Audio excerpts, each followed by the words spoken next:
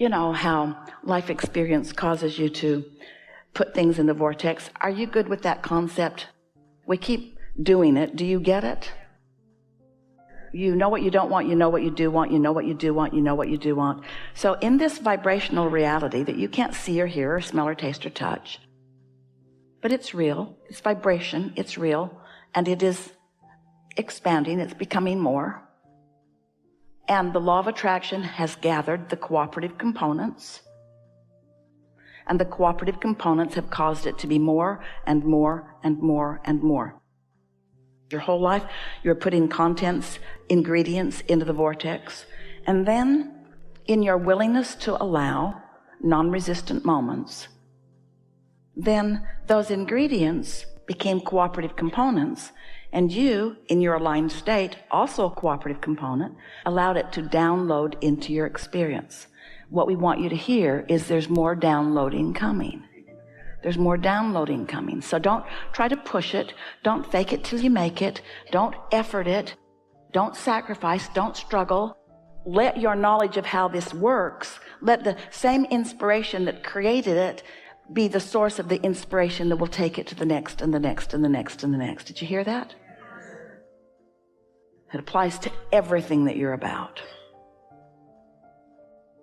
Most humans have had too many conversations about too many things while they're under the influence of something other than source.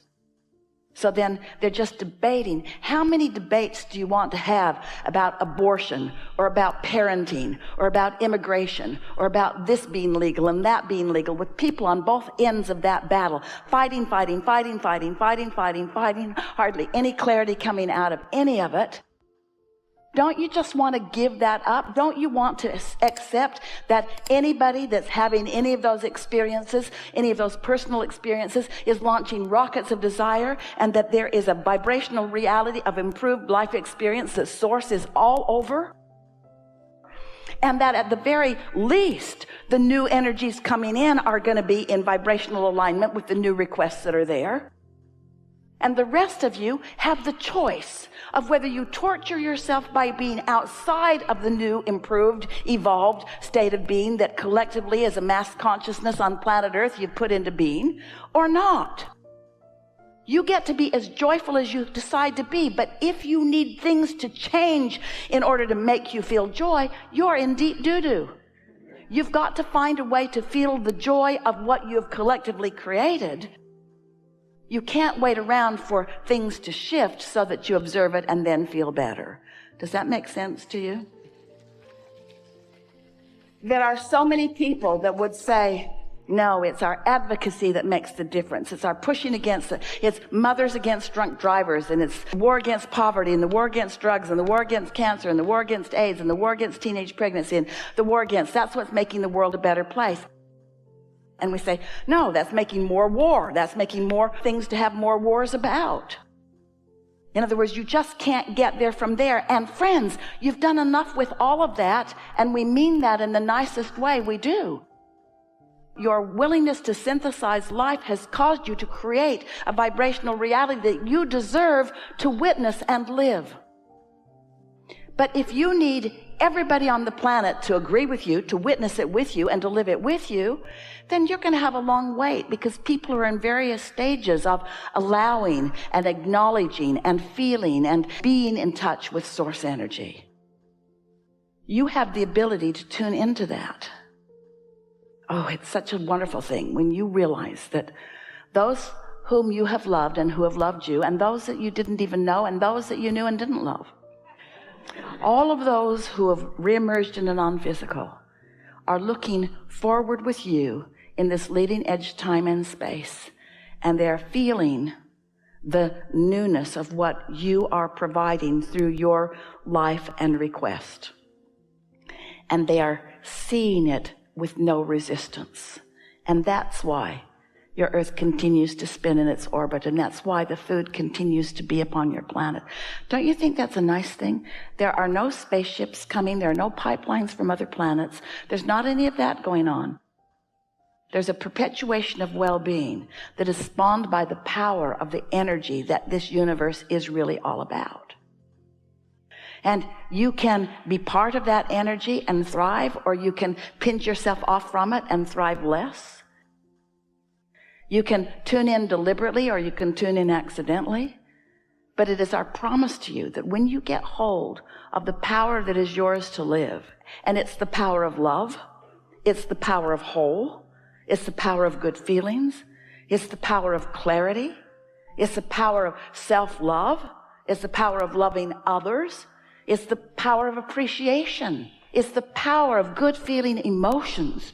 It's so interesting that so many humans do not make the equation that good feeling is a good thing, and that those empty, horrible, hateful, awful feelings are not good for you.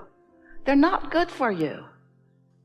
What we want to say is get tuned in and follow the impulse. We don't want to say drink this and that'll tune you in, or don't drink that and it'll tune you in. Because those things, all of those different foods that are in all of those different piles, doesn't matter what pile they're in, it only matters what influence you're under when you eat the Twinkie.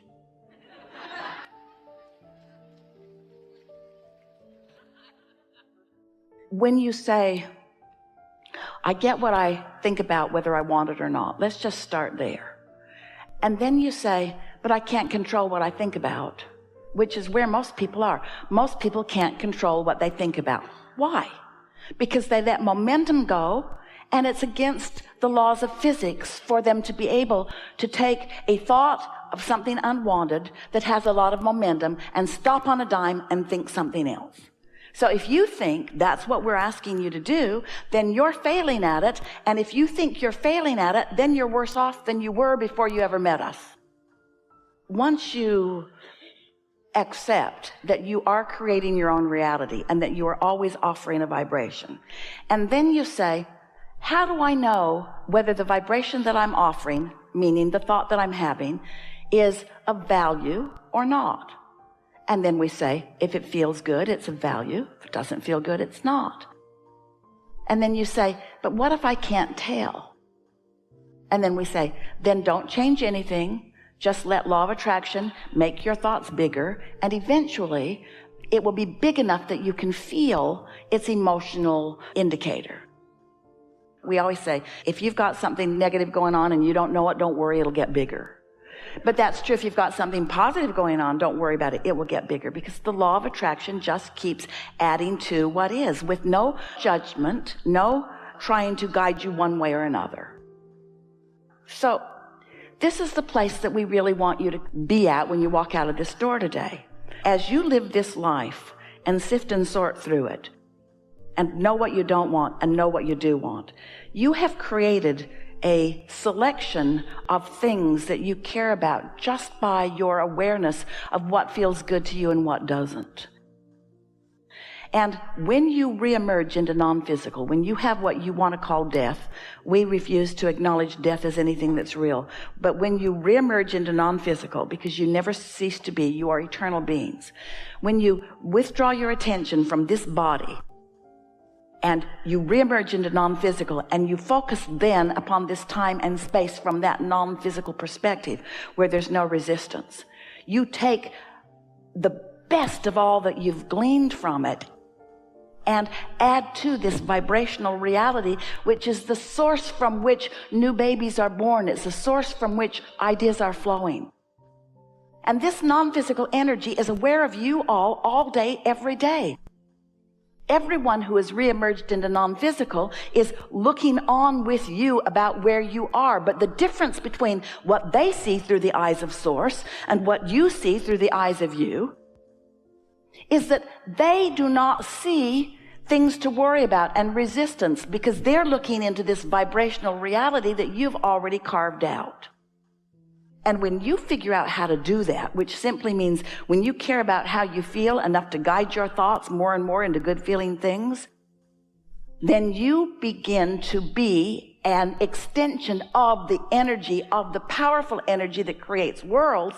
And now what flows through the fingertips of your mind is evident by anyone who watches you, because masterful, wonderful, good feeling things are your experience, you see. And then you try to explain it to others, and maybe they're getting it and maybe they're not. Life experience is what teaches them. It's not words. It's life experience that teaches them. So you just teach through the clarity of your example. The thing that we want you to hear, and this piece will click into place easily for you. It's interesting. We see so many creative people, musicians mostly, musicians and artists and authors, but mostly musicians, we're just going to say, who feel their way to alignment, and then mastery flows through them. And then they want to find a business approach to getting it out to the world and so forth. And they forget everything that they knew that made the music flow, because their beliefs about business suck. In other words, when it was just them and creative juices or the creative muse, then it was easy. But now they have to integrate into a world that they see as not cooperative or in control of them. It doesn't go so well. So all you have to do is accept that the same mastery that allowed you the creation of your whatever it is the same mastery that will allow you to take it to the next and the next and the next, wherever you want to go with it. It's exactly the same. Which means your thoughts have to feel good about it. And when your thoughts don't feel good about it, think about something else. It's simpler than you think. Once you get hold of this, what's going to happen to you is you're going to have greater feelings of that euphoria and greater feelings of your own power. For sure, you'll notice it in the next few days. But you're also going to notice that when you get crossways of it, it's going to feel worse than usual too. Because you can't move to this understanding and then drift from it without feeling the contest of that. If someone called you on the telephone and said, "Hello, you don't know me. I'm just calling to tell you that I will never call you again," you would say, "Thanks for letting me know," but you wouldn't worry about it. But if somebody you really care about were to tell you that, you'd feel stronger discomfort. Meaning that when you really, really, really, really want something and you get off kilter from it, you feel bad. But if you sort of want it and you're off kilter, you sort of don't feel that good. If you really want something and you're off kilter, you really feel bad. Well, what's happened here today to you, should have been on the disclaimer you signed, is that you can't go back. Once you gain this understanding of who you are, you can't not be who you really are now that you know who you really are. So there.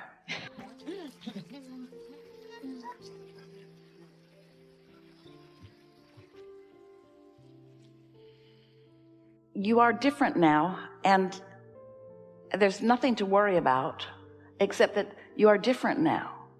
Your vibration has shifted because you felt resonance with these universal laws, and you've activated within yourself a sort of temporary set point in your vibration, which means your relationship with everything absolutely has shifted, and your awareness of the evidence of that shift is really going to be important to you.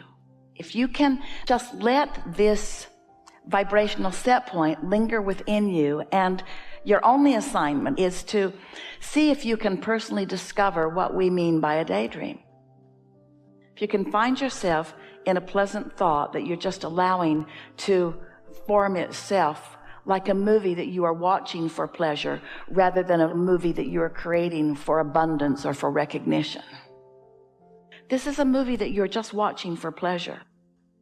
And your inner being is the director of it, because your inner being knows all of the pieces that you put there and what the main plot is, and where you stand in relationship to it, and where you'll be most interested or most likely to jump in. It's going to be natural and easy and subtle, but you will recognize it when it comes. There is great love here for you.